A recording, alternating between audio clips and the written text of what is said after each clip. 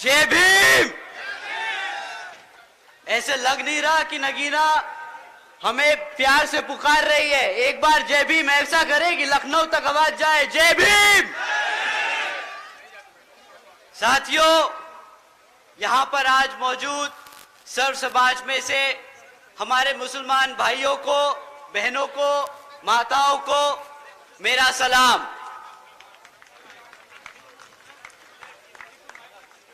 और बाकी सब समाज के,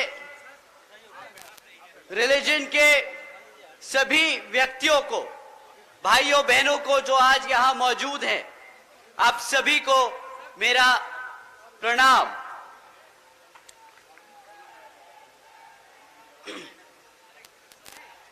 मेरे सभी माताएं, बहनें, बड़े बुजुर्ग जो आज यहां इतनी बड़ी संख्या में मौजूद हुए हैं, आप सभी का मैं तहे दिल से धन्यवाद व शुक्रिया अदा करना चाहता हूं।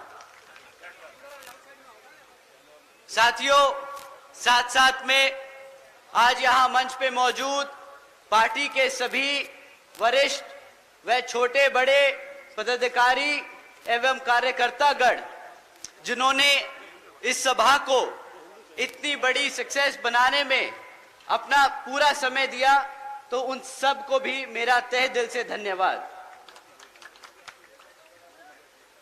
साथियों, इस लोकसभा के संबंध में कुछ जरूरी बातें रखने से पहले मैं बहुजन समाज पार्टी की राष्ट्रीय अध्यक्ष एवं उत्तर प्रदेश की 4 बार मुख्यमंत्री व पूर्व सांसद आदरणीय बहन जी के नाम से लोकप्रिय हमारी आदरणीय बहन कुमारी मायावती जी को तहे दिल से स्वागत व धन्यवाद करता हूं,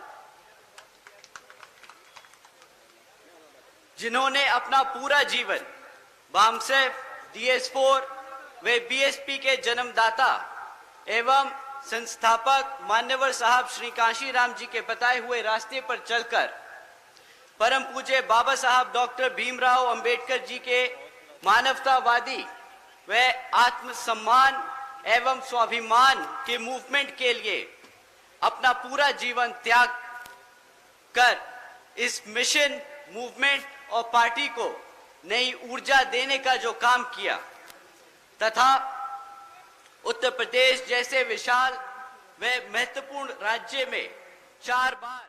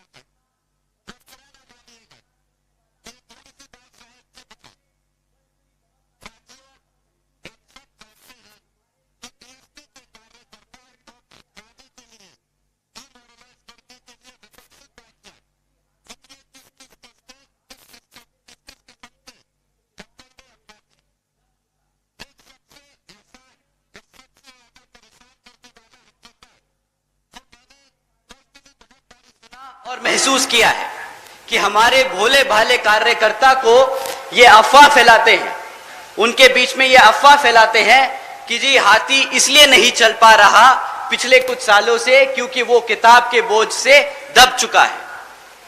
साथियों, ये किताब का बोझ का जो आरोप हमारे कार्यकर्ताओं के बीच में, ये अफवाह जो हमारे कार्यकर्ताओं के बीच में फैलाई जा रही है, इसको आज मैं सीधे हाथ आप लोगों के बीच में रख के इसको क्लियर करना चाहता हूं।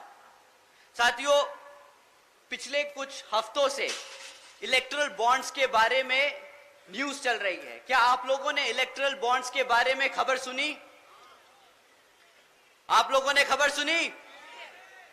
अगर जिसने नहीं सुनी, आज मैं कुछ इंपॉर्टेंट पॉइंट्स उसके बारे में आपके सामने रखता हूं। ये हमारे किताब के जो अफवाह फैलाने वाले विपक्षी लोग हैं उनके लिए। साथियों, पिछले 6 साल में 25 राजनीतिक दलों ने तकरीबन 16,500 करोड़ रुपए बड़े बड़े धरना सेठों की कंपनियों से इलेक्टोरल बॉन्ड यानी चंदे के रूप में लिया। साथियों, इन 25 राजनीतिक दलों में बीजेपी से लेकर समाजवादी पार्टी तक सबका नाम है, सिवाय एक के। क्या आप जानते हैं किस पार्टी का नाम इलेक्टोरल बॉन्ड्स के चिट्ठे में नहीं आया? साथियों, आपकी बीएसपी सही कहा। एक बार जोर से बोलिए कि कार्यकर्ता यहां पर अपने तन, मन और धन से इस पार्टी को चलाता है, ना कि किसी धरना सेठ के पैसों से। बीएसपी केवल यहां उत्तर प्रदेश में ही नहीं बल्कि पूरे देश में बड़े बड़े पूंजीपतियों व धरना सेठों के धन बल से नहीं बल्कि अपने समर्थकों, कार्यकर्ताओं के तन, मन, धन से हमेशा से अपने चुनाव लड़ते आई है और आगे भी अपने कार्यकर्ताओं के समर्थनों के धन से ही अपना चुनाव लड़ती आएगी। साथियों, इन पूंजीवादी पार्टियों के हथकंडे जो किस तरह से हमारी पार्टी को तोड़ने के लिए लगाए गए हैं, इस पे हम आगे जाके थोड़ा सा और बात करेंगे। परंतु अब लोकसभा आम चुनाव में ये पार्टियां फिर आपके बीच में आके आपसे झूठे मूठे वादे करेंगी। झूठे मूठे क्या, मीठे मीठे वादे करेंगी। आपको बताएंगी कि किस तरह वो आपके लिए सीटें आरक्षित करेंगी, किस तरह आपको मुफ्त में राशन देगी। परंतु इस बारी पहले आप उनसे पूछिएगा कि भाई जब पिछले 10 साल से तुम सत्ता में आसीन हो तो उसका जरा रिपोर्ट कार्ड हमें दे दो, उसके बाद हम तुम्हें बताएंगे कि वोट देना है कि नहीं। और इस बारी मैं कुछ मुद्दे आपके बीच में छोड़ के जा रहा हूं जो आप उनसे पूछ सकते हैं। साथियों, पिछले 10 साल से भाजपा केंद्र की सरकार में आसीन है और उनसे आप सिर्फ 3 मुद्दों पे बात कीजिएगा कि भाई तुमने हमारे बच्चों की शिक्षा के लिए क्या किया, उन्होंने हमारे युवा साथियों के रोजगार के लिए क्या किया और हमारे बड़े बुजुर्गों की सुरक्षा के लिए क्या किया। साथियों, मैं ये कुछ पॉइंट्स आप पे छोड़ के जा रहा हूं जो आप उनसे जरूर सवाल कीजिएगा। साथियों, शिक्षा के मामले में बीजेपी की सरकार के नाम क्या क्रेडिट आता है? हर दूसरे तीसरे महीने पेपर लीक की खबरें आती हैं। ये है इनकी शिक्षा। पिछले ही कुछ महीनों में उत्तर प्रदेश में भाजपा की सरकार में कुछ पुलिस कांस्टेबल की पोस्ट के लिए एक एंट्रेंस एग्जाम रखा। करीब 60,000 बच्चों ने, हमारे युवा साथियों ने उसके लिए अप्लाई किया, इस उम्मीद से कि उनका विचारों का सिलेक्शन हो जाएगा, कि वो भी अपने घर में अपने माँ बापों के लिए एक मजबूत पिलर की तरह खड़े होंगे, उन्हें फाइनेंशियली सपोर्ट करेंगे। परंतु क्या होता है, कुछ दिनों बाद पता चलता है कि जी पेपर लीक हो गया और वो पेपर रद्द कर दिया गया, ना वो पोस्ट कभी भरी गई। साथियों, आज बीजेपी की सरकार के दौरान पिछले 10 साल से पढ़ाई, शिक्षा के मामले में इतना दर गिर चुका है कि आज अगर आप 8वीं कक्षा के बच्चे से पूछे कि भाई तुम प्लस माइनस डिवीजन मल्टीप्लिकेशन कर सकते हो क्या, सरकार का सर्वे है, साथियों सरकार का सर्वे है कि आज भी 8वीं कक्षा के बच्चे, आधे बच्चे ये प्लस माइनस तक नहीं कर सकते। किस बात की शिक्षा दी है उन्होंने पिछले 10 साल में? साथियों, अगर आप बोलते हैं कि इंडिया को आप वर्ल्ड में सबसे बड़ी इकोनॉमी बनाने जा रहे हैं, तो उसकी सबसे बेस फाउंडेशन एजुकेशन होती है, हमारी शिक्षा होती है। और आप अगर भारत से अमेरिका में काम लोगे, अगर आप भारत से चाइना में काम लोगे, अगर आप भारत से यूरोप से काम लोगे, तो आपकी बेसिक एजुकेशन क्या है कि आपको अंग्रेजी बोलनी आनी चाहिए? भाई आप उनसे हिंदी में तो बात नहीं करेंगे ना, आपके बच्चे अंग्रेजी में ही उनसे बात कर पाएंगे। परंतु भाजपा की पिछले 10 साल की सरकार में शिक्षा का इतना बुरा हाल हो चुका है कि आज हमारे बच्चे अंग्रेजी का एक सेंटेंस नहीं बोल पाते। और ये मैं अपने मन से नहीं, सरकार के सर्वे और डेटा रिकॉर्ड से बोल रहा हूं। तो पूछिए भाजपा की सरकार से कि ना तुम पेपर पूरे करा पाए, ना तुम हमारे बच्चों को प्लस माइनस सिखा पाए, ना तुम उन्हें इंग्लिश बोलना सिखा पाए, तो किस बात की तुमने हमारे बच्चों को शिक्षा दी?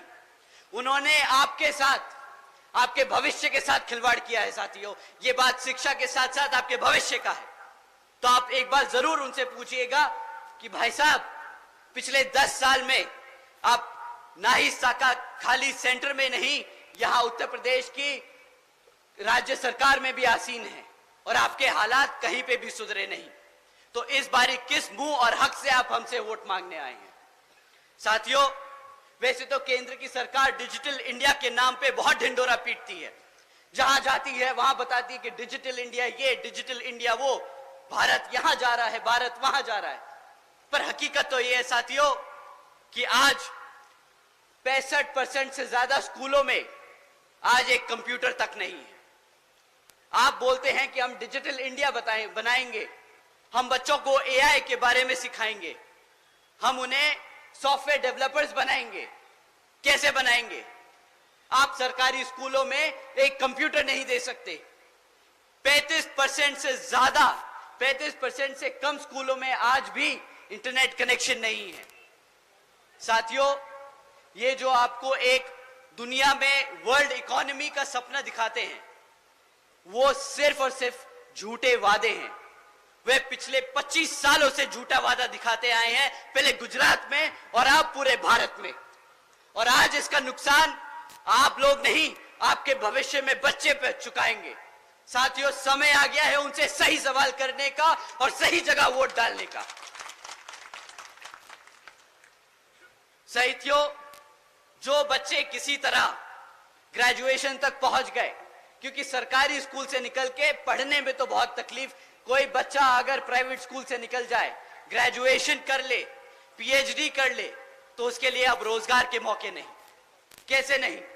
साथियों, बीजेपी की सरकार के दौरान आज 3 में से 1 ग्रेजुएट बेरोजगार घूम रहा है।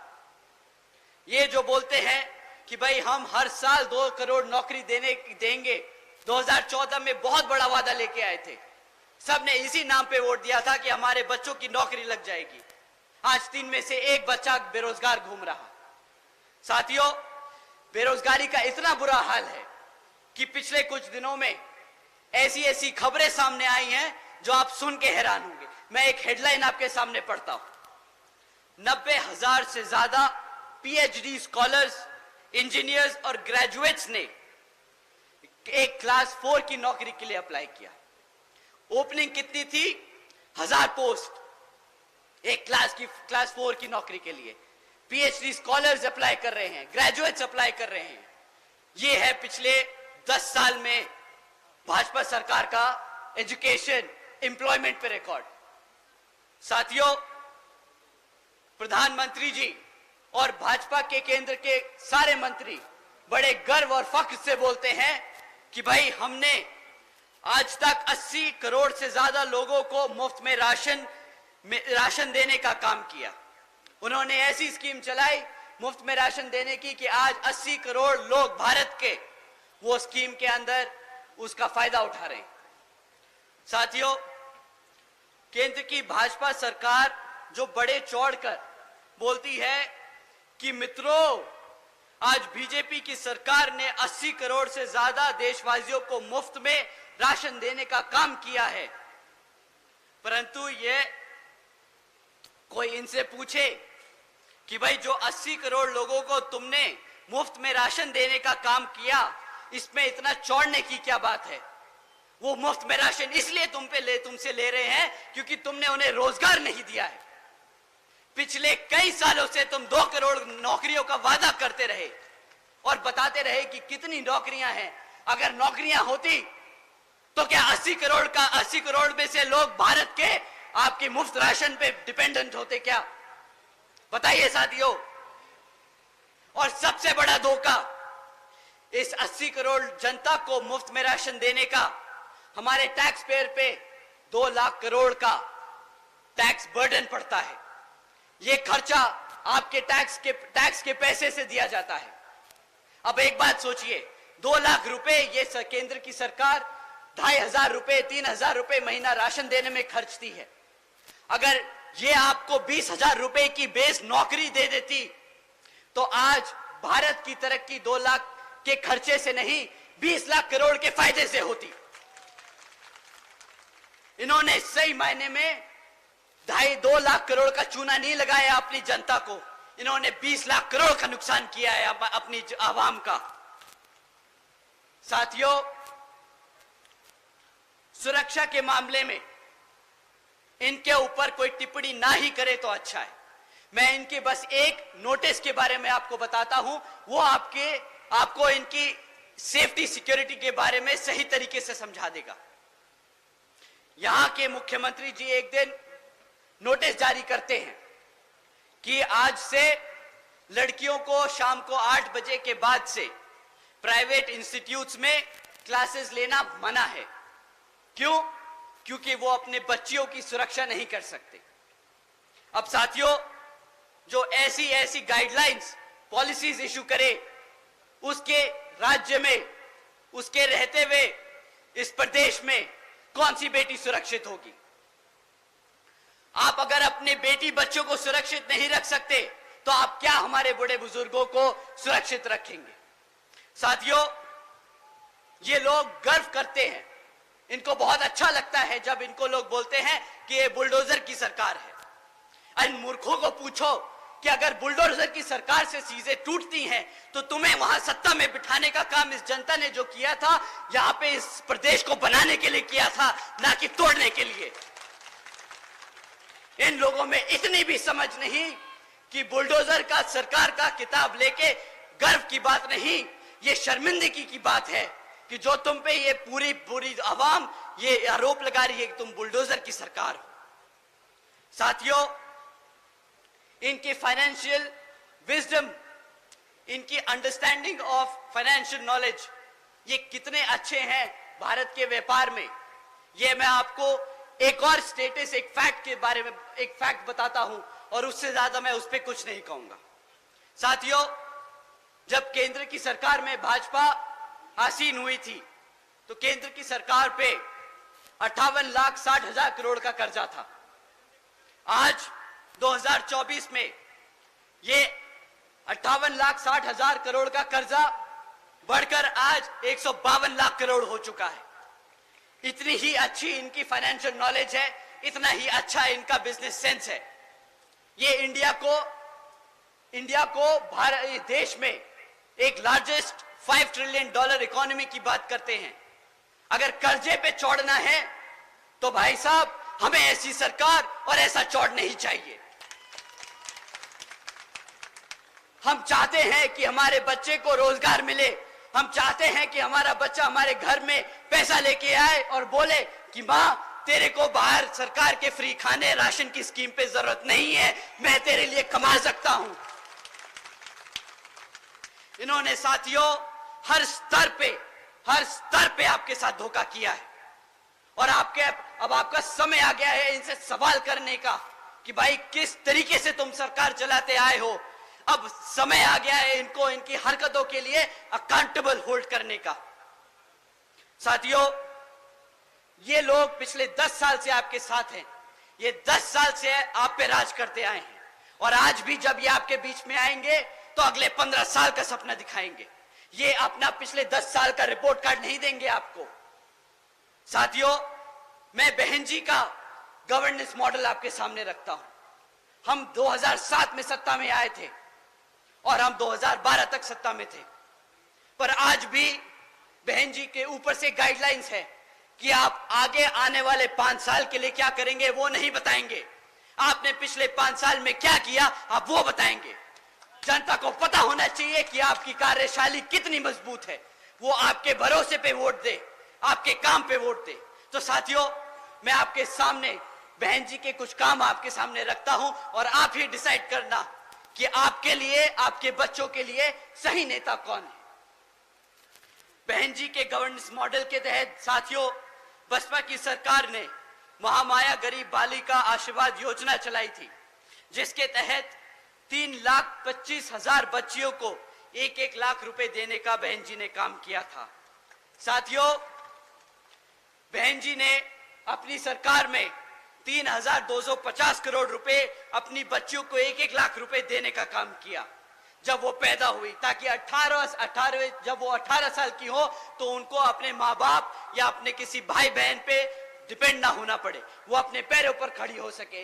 देश में पहली बार पैदा होते ही बच्ची 1 लखपति बनी थी बहन जी के शासनकाल में। साथियों, बहन जी के गवर्नेंस मॉडल के तहत बीएसपी की सरकार ने सावित्रीबाई फूले बालिका शिक्षा योजना चलाई थी, जिसके तहत 7 लाख से ज्यादा बच्चियों को 12वीं तक की शिक्षा फ्री में प्राप्त कराई गई। यहां पे बहन जी ने फ्री में राशन नहीं बांटा, यहां पे बहन जी ने फ्री में शिक्षा बांटी है। आप सब जानते होंगे बाबा साहब क्या कहते थे। बाबा साहब कहते थे, अगर कोई शिक्षा प्राप्त कर ले, शिक्षा क्या होती है? शिक्षा शेरनी का दूध होता है, जो एक बार पी ले तो सिर्फ दहाड़ता है और दहाड़ता ही रहता है।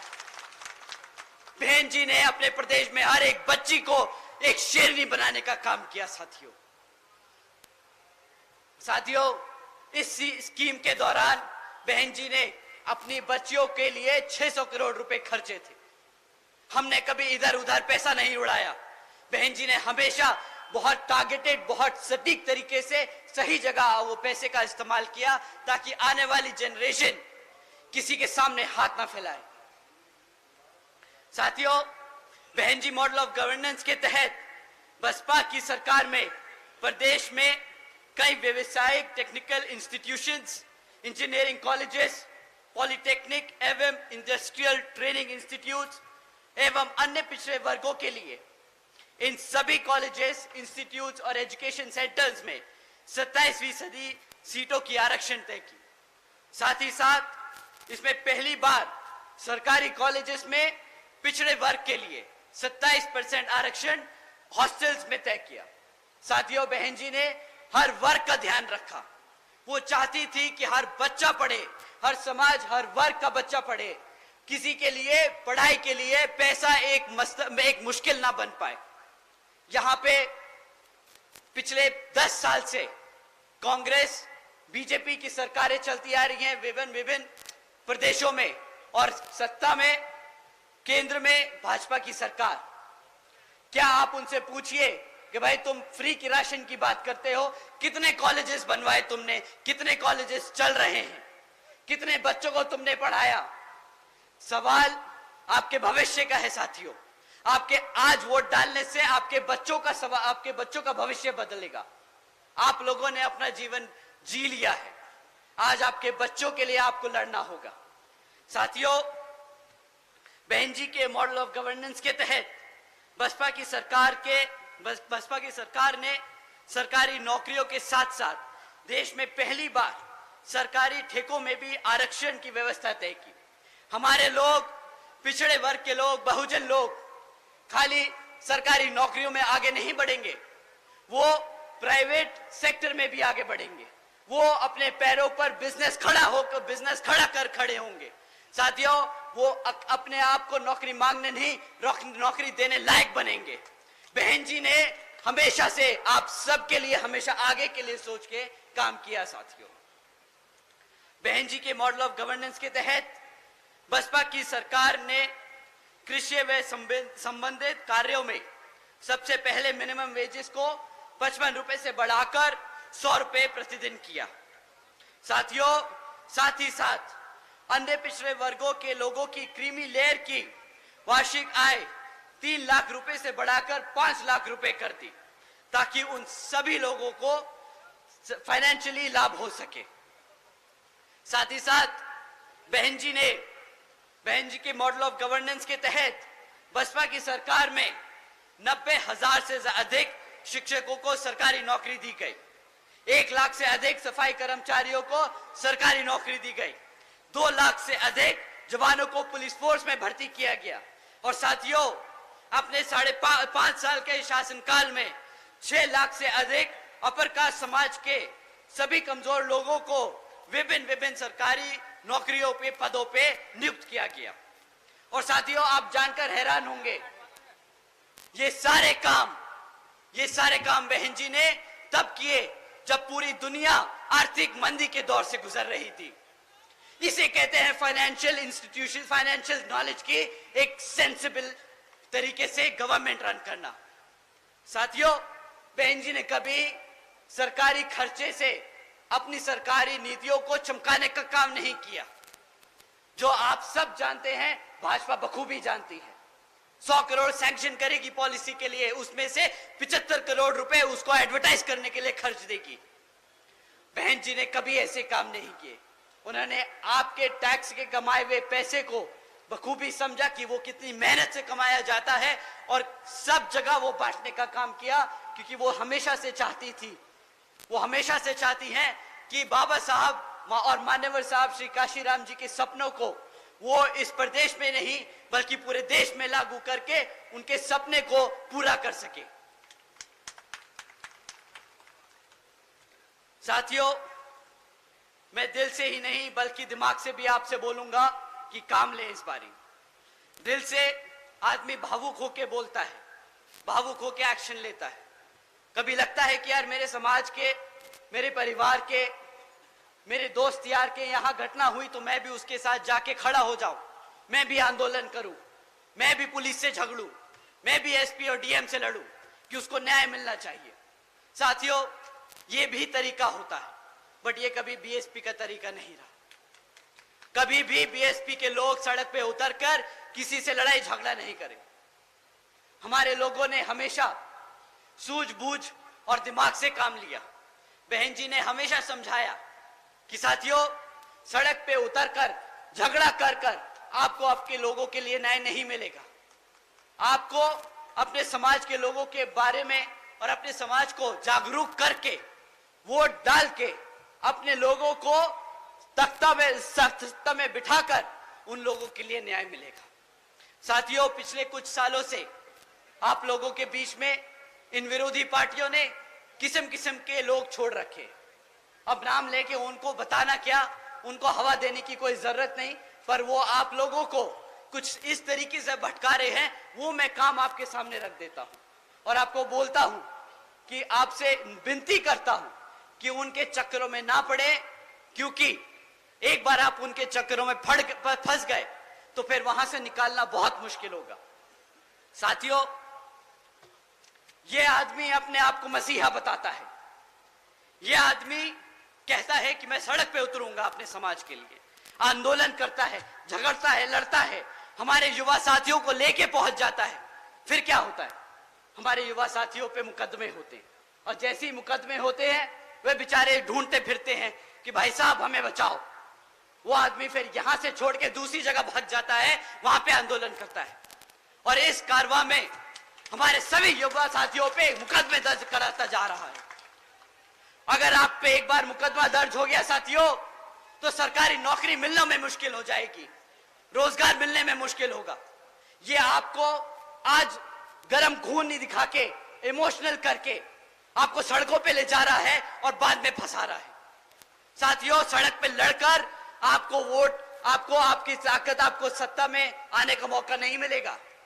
आपको अपने समाज को जागरूक करके, अपनी पार्टी को मजबूत करके उसको सत्ता में लाकर न्याय और रोजगार मिलेगा। साथियों, ऐसे नहीं मिलता रोजगार, ऐसे नहीं मिलता न्याय।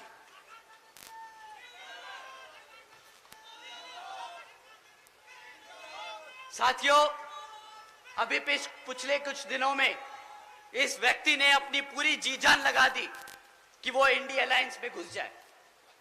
किसी तरह अगर इंडिया अलायंस में घुस गए तो भाई अपनी एक सीट निकाल लेंगे। बेचारा घबराता है कि अपने आप लड़ना पड़ जाए तो जमानत जब्त हो जाएगी। परंतु साथियों, बेचारे की किस्मत इतनी खराब कि इंडिया अलायंस में होके भी बेचारा बेघर घूम रहा है। पूछ रहा है कि साला कोई एक सीट तो दे दे भाई। अब अपनी खुद की पार्टी से लड़ना पड़ रहा है। भाई साहब, आजकल जीतने के लिए क्या क्या नहीं कह रहे कि भाई बसपा का प्रत्याशी बहुत कमजोर है, वो लड़ नहीं पाएगा। हमारे प्रत्याशी जी से मैं एक बार रिक्वेस्ट करूंगा कि जरा सामने आए। आइए आप सर। अब बताइए साथियों, अगर हमारे प्रत्याशी आपको कमजोर लग रहे हैं, अगर आपको हमारे प्रत्याशी किसी भी तौर तरीके से लग रहे हैं कि वो आपके बीच में खड़े होकर आपके हकों के लिए नहीं लड़ सकते, तो साथियों आप यहां पे अपने हाथ ना उठाएं। परंतु अगर आपको लगता है कि हमारे प्रत्याशी उतने ही मजबूत है जितना हमारा कैडर, उतने ही मजबूत है जितने हमारे कार्यकर्ता, तो आप सब अपने हाथ उठाएं और बताएं कि यहाँ पे सामने वाले की जमानत जब्त होने वाली है और यही प्रत्याशी उसको वो मुंहतोड़ जवाब देने वाले हैं।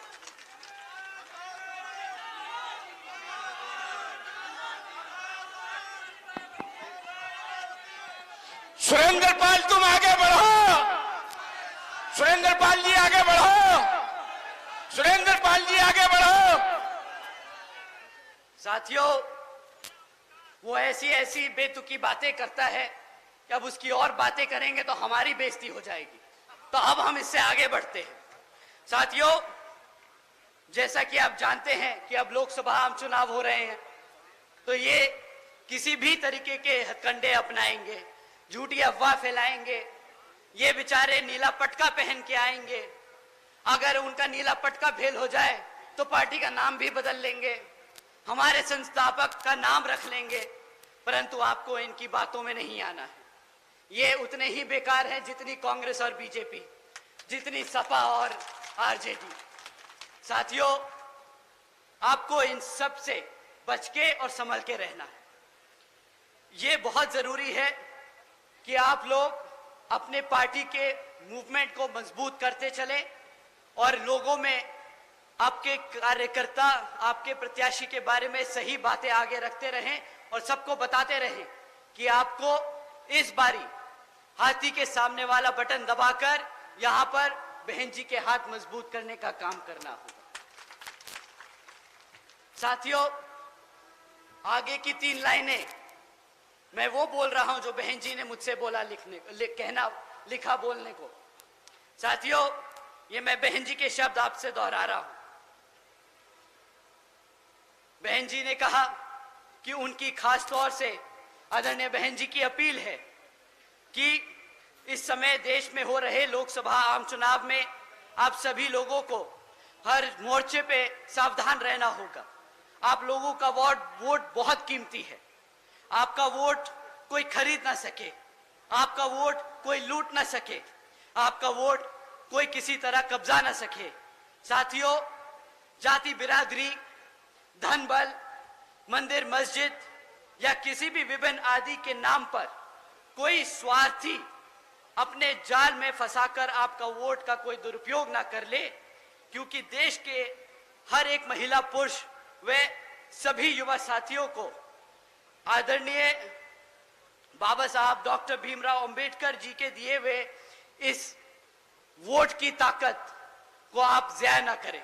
साथियों, अब अंत में मैं अपनी बात खत्म करने से पहले मैं आप सभी को अपने महान सभी संतों, गुरुओं व महापुरुषों को, जिसमें खासकर महात्मा ज्योतिबा फूले, छत्रपति शाहू जी महाराज, नारायण गुरु, पेरियार रामास्वामी जी, बाबा साहब डॉक्टर भीमराव अंबेडकर जी एवं मान्यवर साहब श्री काशीराम जी को नमन करता हूं। आप सभी का मैं एक बार फिर से दिल से धन्यवाद करता हूं कि आप सब आज इतनी बड़ी संख्या में यहाँ इकट्ठे हुए और यहाँ पे हम सबको सुनने आए। तो आप सभी का मैं तहे दिल से धन्यवाद करता हूं।